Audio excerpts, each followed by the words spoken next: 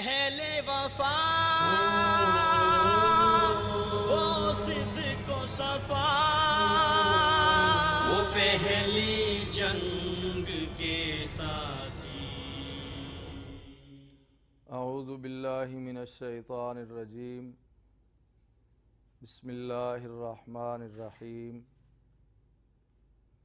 وَلَقَدْ نَصَرَكُمُ اللَّهُ بِبَدْرٍ وَأَنْتُمْ أَذِلَّةٌ فَاتَّقُوا اللَّهَ لَعَلَّكُمْ تَشْكُرُونَ۔ اور البتہ تحقیق اللہ تعالیٰ نے تمہاری بدر میں مدد فرمائی جب کہ تم انتہائی کمزور تھے، پس تم اللہ تعالیٰ سے ڈرتے رہو تاکہ تم اس کا شکر ادا کرو۔ معزز سامعین و ناظرین، ہمارے پروگرام کا عنوان ہے پہلی جنگ کے ساتھی، اور یہ سیرت طیبہ کا بڑا اہم موضوع اور عنوان ہے۔ پہلی جنگ سے مراد غزوہ بدر ہے، جو سرور کونین صلی اللہ علیہ وسلم نے قریش مکہ اور کفار مکہ کے درمیان بدر کے مقام پر لڑی۔ اسے غزوہ بدر بھی کہا جاتا ہے۔ مورخین کی اصطلاح میں غزوہ سے مراد وہ لڑائی ہے جس میں سرور کونین صلی اللہ علیہ وسلم بذات خود شریک ہوئے ہوں، اور جو لڑائی آپ صلی اللہ علیہ وسلم کی حیات مبارکہ میں ہوئی ہو کافروں اور مسلمانوں کے درمیان، لیکن اس میں آپ صلی اللہ علیہ وسلم نے شرکت نہ فرمائی ہو، اسے سریہ کے نام سے یاد کیا جاتا ہے۔ چونکہ کفر اور اسلام کے درمیان لڑی جانے والی پہلی جنگ، جسے غزوہ بدر کہتے ہیں، اس میں سرور کائنات صلی اللہ علیہ وسلم بذات خود اسلامی فوج کی سربراہی اور سپہ سالاری فرما رہے تھے، اس لیے اسے غزوہ بدر کے نام سے موسوم کیا جاتا ہے۔ قرآن مجید میں اس پہلی جنگ کے دو نام ذکر کیے گئے ہیں، ایک یہی بدر اور دوسرا یوم الفرقان۔ یوم الفرقان کا معنی ہے حق و باطل کے درمیان فرق کرنے والا دن۔ مسلمانوں اور کافروں کے درمیان لڑی جانے والی اس پہلی جنگ نے حق و باطل کے درمیان فرق کو واضح کر دیا۔ حق کو اللہ تعالیٰ نے کامیابی عطا فرمائی اور باطل کو ہزیمت اور شکست کا سامنا کرنا پڑا، اس لیے قرآن حکیم نے اسے یوم الفرقان بھی کہا ہے۔ آپ صلی اللہ علیہ وسلم کی زندگی کی پہلی جنگ یعنی غزوہ بدر مقام بدر پر لڑی گئی۔ بدر مدینہ منورہ سے جنوب مغرب کی طرف 155 کلومیٹر کے فاصلے پر واقع ہے، جسے ہر طرف سے پہاڑوں نے گھیر رکھا ہے۔ یہاں کئی کنویں ہیں اور ہرے بھرے کھجوروں کے باغات اور نخلستان بھی ہیں۔ یہاں آمد و رفت کے 3 راستے ہیں۔ ایک کو قرآن کی اصطلاح میں العدوۃ القصویٰ یعنی دور کا ٹیلہ کہا جاتا ہے، اور بدر میں داخلے کے دوسرے راستے کو العدوۃ الدنیا یعنی قریبی راستہ کہا گیا ہے۔ ایک تیسرا راستہ ہے جہاں سے اہل مدینہ مقام بدر میں آتے اور جاتے ہیں۔ بدر بیضوی شکل کا تقریباً 5 میل لمبا اور 4 میل چوڑا ایک وسیع ریگستان ہے جس کے ارد گرد اونچے پہاڑ ہیں۔ زمانہ جاہلیت میں یہاں 1 ذوالقعدہ سے 8 ذوالقعدہ تک ایک بہت بڑا میلہ لگتا تھا، جہاں عرب کے مختلف علاقوں سے لوگ شرکت کے لیے بڑے ذوق اور شوق اور ولولے کے ساتھ حاضر ہوا کرتے تھے۔ مقامی لوگ بدر کو بدرو کے نام سے یاد کرتے ہیں، اور اسی نام کا ایک گاؤں آج بھی وہاں پہاڑی پر آباد ہے، جس کے نیچے نہر بہتی ہے، اور اس نہر کے بارے میں مؤرخین کا خیال ہے کہ یہ وہیں سے نکلی ہے جہاں آپ صلی اللہ علیہ وسلم نے غزوہ بدر کے موقع پر مجاہدین کے لیے برساتی پانی کا حوض بنایا تھا، اور جب دشمنان اسلام پانی کے بغیر پریشان ہوئے تو آپ صلی اللہ علیہ وسلم نے فرمایا تھا کہ پانی کو دشمن پر بھی بند نہ کیا جائے۔ یہاں ایک ٹیلے پر، یعنی بدر کے مقام کے ایک ٹیلے پر ایک بہت بڑی جامع مسجد ہے جسے مسجد غمامہ کہا جاتا ہے، لیکن در حقیقت اس کا نام مسجد عریش ہے۔ عربی زبان میں عریش چھپر یا سائبان کو کہا جاتا ہے، اور یہ مسجد اسی جگہ پر واقع ہے جہاں کھجوروں کی شاخوں سے آپ صلی اللہ علیہ وسلم کے لیے ایک سائبان تان کر جھونپڑی بنائی گئی تھی، اور غزوہ بدر کے موقع پہ آپ صلی اللہ علیہ وسلم نے اسی جھونپڑی میں قیام فرمایا تھا۔ وہ مقام جہاں معرکہ بدر پیش آیا موجودہ بدر نامی بستی سے 2 کلومیٹر کے فاصلے پر ہے، اور وہاں ایک چھوٹے سے احاطے میں ان شہداء کی قبریں ہیں جنہیں اللہ تعالیٰ نے غزوہ بدر میں مقام شہادت پر فائز فرمایا تھا، اور بدر کی بستی کا موجودہ قبرستان بھی شہداء بدر کی قبروں کے قریب ہی واقع ہے۔ یہ تھا مقام بدر کا قدیم اور کتابی تعارف، لیکن اب وقت کی رفتار کے باعث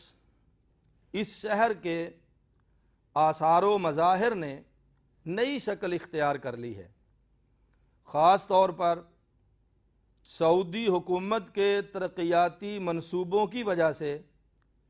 اس شہر نے بڑی ترقی کی ہے۔ اس شہر میں ماضی کے دھندلے نشانات کے ساتھ ساتھ ارتقائی مناظر اور مظاہر بھی دیکھنے کو ملتے ہیں۔ آج بدر شہر کی آبادی 40,000 نفوس سے متجاوز ہے، اور اس شہر متبرک میں مساجد کی تعداد 100 سے زیادہ ہے۔ بدر کے شمال میں کثیب الحنان کے نام سے ایک پہاڑی ٹیلہ ہے، اور موجودہ حساب کے مطابق میدان بدر کی لمبائی تقریباً 8 کلومیٹر اور چوڑائی 5 کلومیٹر ہے۔ اس جگہ کو بدر کیوں کہا جاتا ہے؟ اس کی وجہ تسمیہ کیا ہے؟ اس بارے میں تاریخ نویسوں نے 3 اقوال بیان کیے ہیں۔ ایک یہ کہ یہ مقام بدر جو ہے یہ بدر بن یخلد کی طرف منسوب ہے، جو ایک شخص کا نام ہے۔ بعض کہتے ہیں کہ نہیں، اس شہر کو اور اس کنویں کو اور اس جگہ کو آباد کرنے والے آدمی کا نام بدر بن حارث ہے۔ جو بھی ہو، بہرحال اس کا نام بدر ہے جس نے اس جگہ کو آباد کیا، اور اسی کی طرف اس علاقے کو منسوب کر کے مقام بدر کہا جاتا ہے۔ بعض سیرت نگاروں کا خیال ہے کہ یہاں ایک کنواں تھا اور اس کے نشانات اب بھی وہاں موجود ہیں، اور وہ کنواں بدر کی طرح گول تھا۔ بدر 14ویں رات کے چاند کو کہتے ہیں جو بالکل گول ہوتا ہے۔ کہا جاتا ہے کہ بدر کے مقام پر جو بئر بدر تھا، بدر نام کا جو کنواں تھا،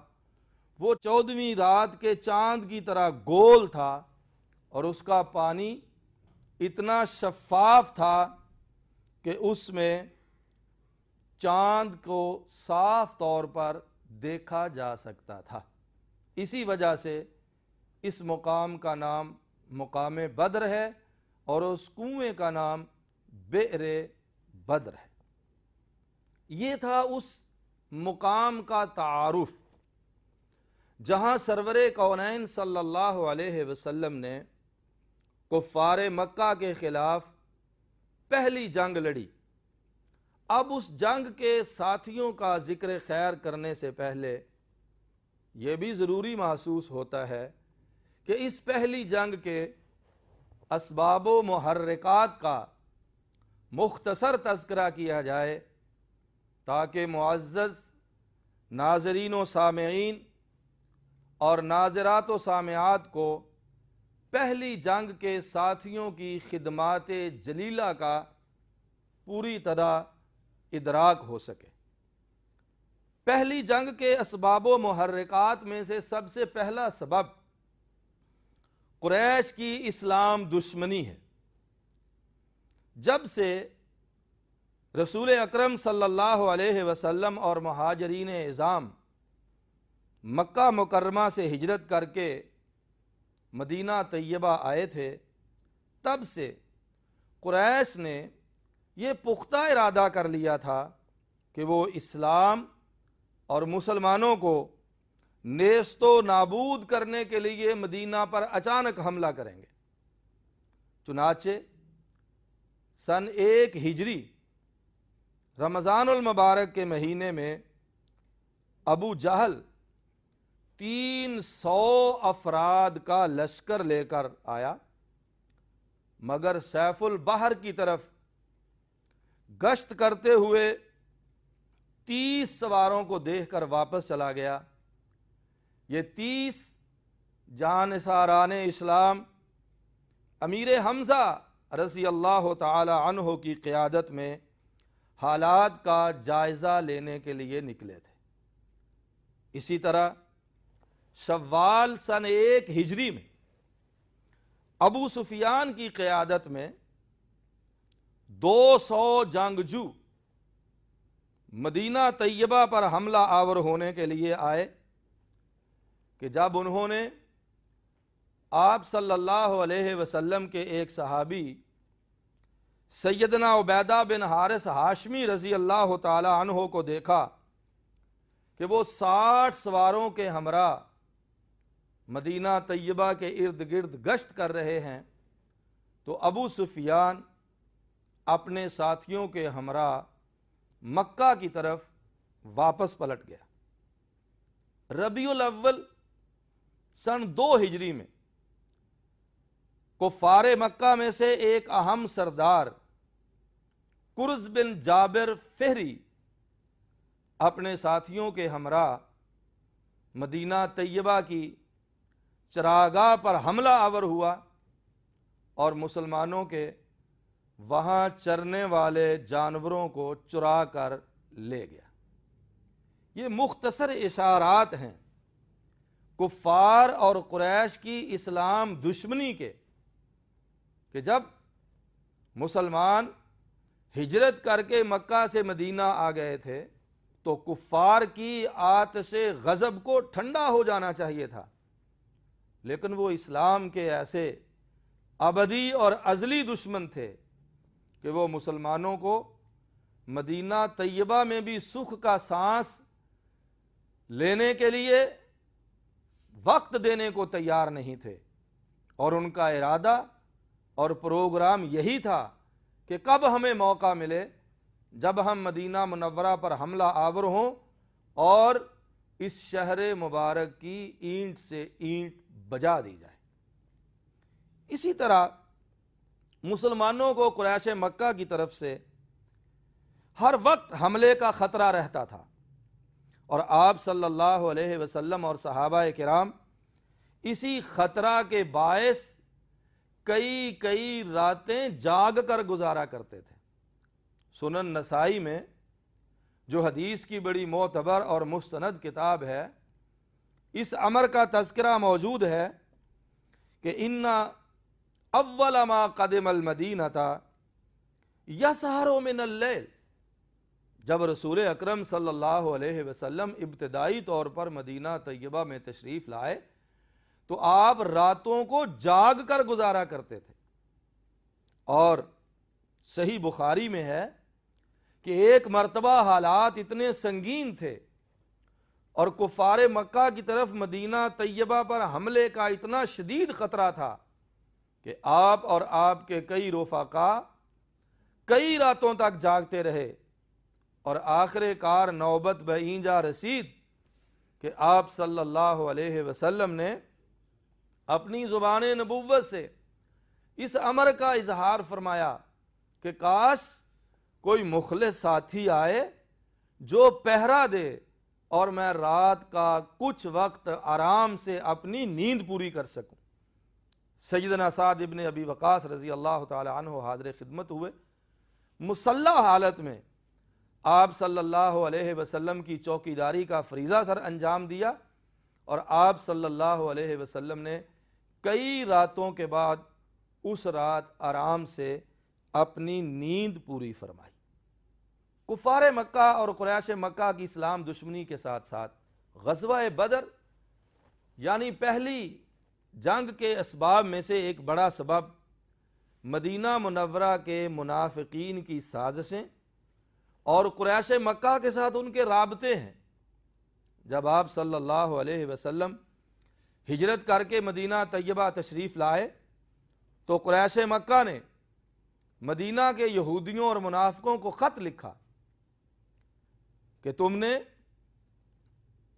خصوصاً رئیس المنافقین کے نام یہ مکتوب آیا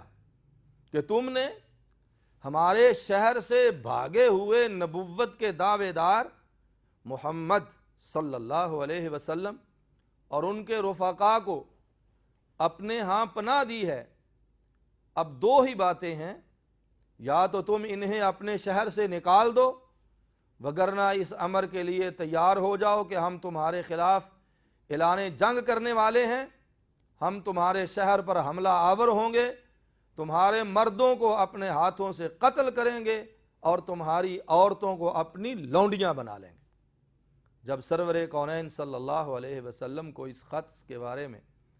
معلومات حاصل ہوئیں تو آپ بنفس نفیس عبداللہ بن ابی رئیس المنافقین کے پاس گئے اور اسے سمجھا بجھا کر یہ معاملہ ٹھنڈا کیا۔ الغرض قریش مکہ کے منافقین مدینہ اور یہود مدینہ کے ساتھ مسلسل رابطے بھی اس پہلی جنگ کا ایک بہت بڑا سبب ہے۔ غزوہ بدر یعنی پہلی جنگ کے اسباب میں سے ایک بڑا سبب اہل اسلام کے لیے خانہ کعبہ کی حاضری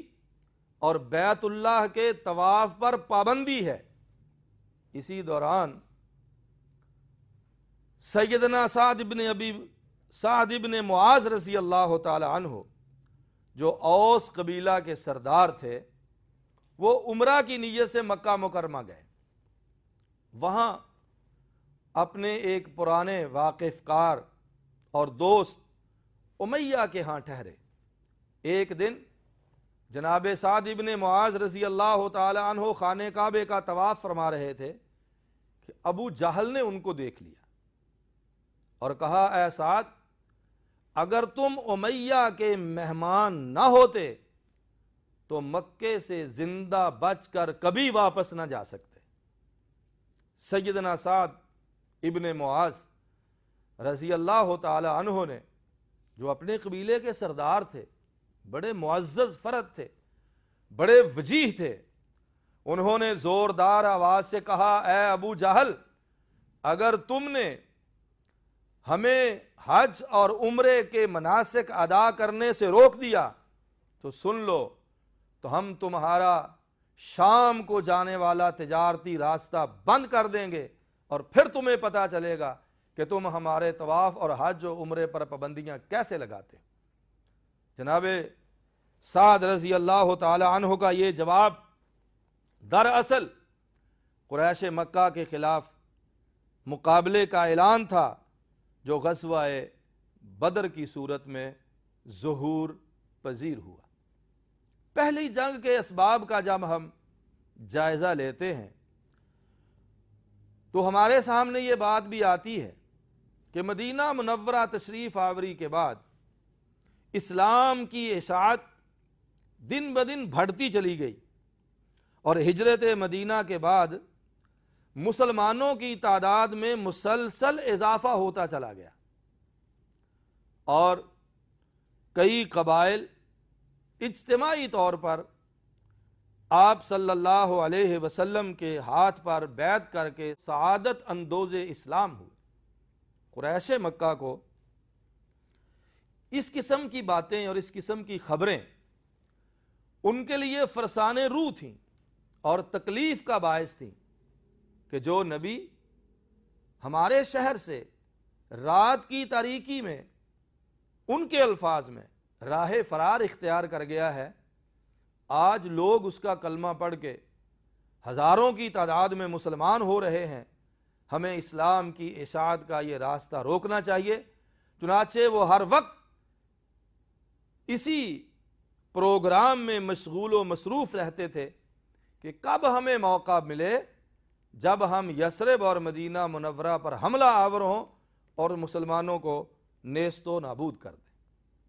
قریش مکہ آپ صلی اللہ علیہ وسلم کی ہجرت سے بھی بڑے نالاں تھے کہ انہوں نے تو آپ صلی اللہ علیہ وسلم کے قتل کا منصوبہ بنایا تھا اور ہجرت کی رات آپ کے گھر کا محاصرہ کیا ہوا تھا، لیکن آپ صلی اللہ علیہ وسلم اللہ تعالیٰ کی حفاظت میں ہجرت کی رات مکہ مکرمہ سے روانہ ہو کر خیر و عافیت کے ساتھ چند دن کا سفر کر کے مدینہ طیبہ پہنچ گئے۔ اس سے بھی قریش مکہ کو بڑی تکلیف تھی، اور وہ چاہتے تھے کہ کوئی ایسا مرحلہ آئے کہ ہم شہر رسول پر حملہ آور ہوں اور داعی اسلام اور ان کے ساتھیوں کا جلدی سے جلدی قلع کما کر دیا جائے۔ غزوہ بدر کے اسباب میں سے ایک بڑا سبب آپ صلی اللہ علیہ وسلم کا قریش مکہ اس امر پر بھی بڑے خفا تھے کہ ہم نے تو نبوت کے دعوے دار محمد صلی اللہ علیہ وسلم کو قتل کرنے کا منصوبہ بنایا تھا، اور اس ارادے کو پایہ تکمیل تک پہنچانے کے لیے ہجرت کی رات 100 مسلح نوجوان آپ صلی اللہ علیہ وسلم کے گھر کے گرد جمع کر دیے تھے، لیکن آپ صلی اللہ علیہ وسلم اللہ کی حفاظت میں مکہ مکرمہ سے ہجرت کر کے چند دن کا سفر طے کرنے کے بعد بحفاظت جب مدینہ طیبہ پہنچ گئے تو کفار مکہ ان کو اس بات کا بڑا صدمہ تھا اور بڑی تکلیف تھی، اور وہ یہ چاہتے تھے کہ کب وہ وقت آئے جب ہم شہر رسول پر حملہ کر کے داعی اسلام اور ان کے ساتھیوں کا کلا کما کر دیں، اس لیے وہ